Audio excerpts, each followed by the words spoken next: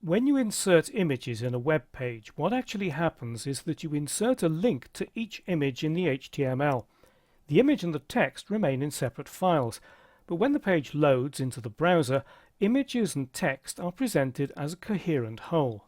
I've got open index.html in the Pacific Highway case study. If you need copies of these files, you can find them in the folder for this lesson in the Working with Images folder in the course assets. And if you expand the images folder, you can see there's a pile of images there ready for you to use.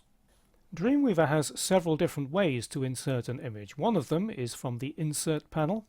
In the Common category, you can select Image. Also in the Insert menu, Image and Image.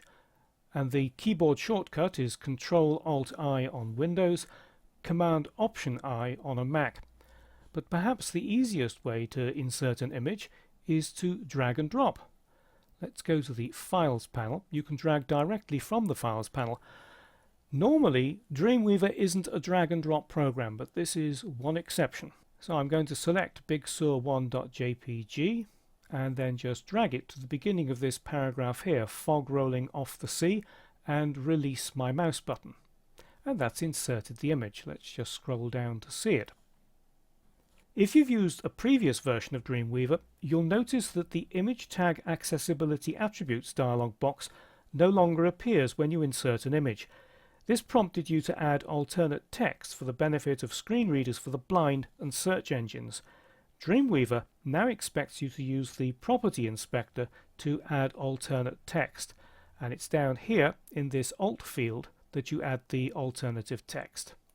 So I'm going to type some text in here to describe the image. Fog rolling off the sea on Big Sur.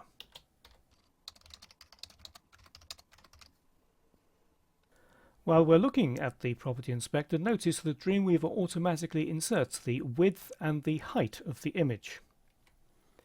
But what you've probably noticed is that the bottom of the image is flush with the first line of text. This is because images are treated as inline elements.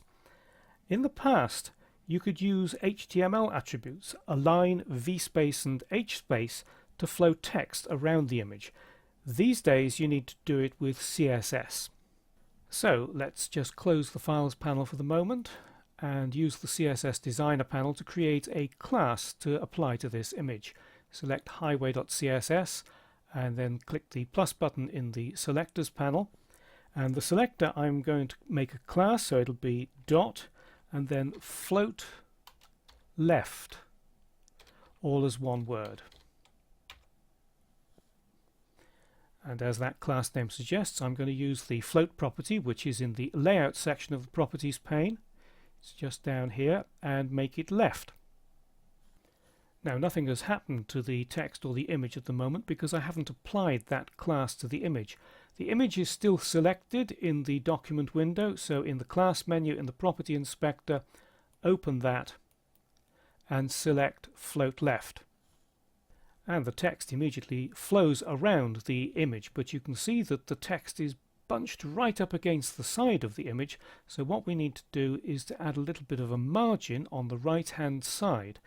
So in the Properties pane of the CSS Designer, let's go up to Margin and start scrubbing by holding down the mouse button and dragging to the right. I reckon that about 10 pixels is good, and as I release my mouse button we get that nice little gap between the image and the text.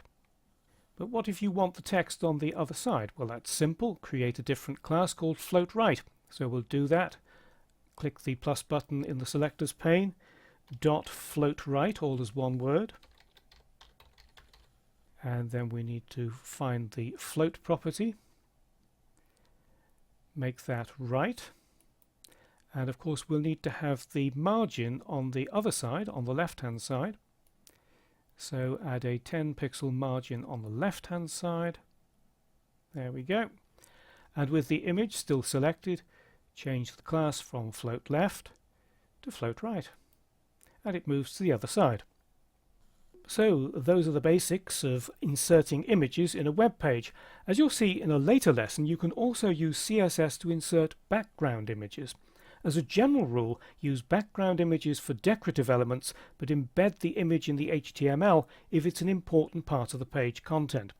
Use the Property Inspector to add alternate text for the benefit of non-visual browsers, such as screen readers for the blind and search engines, and use CSS to float the image to the right or the left by creating a special class.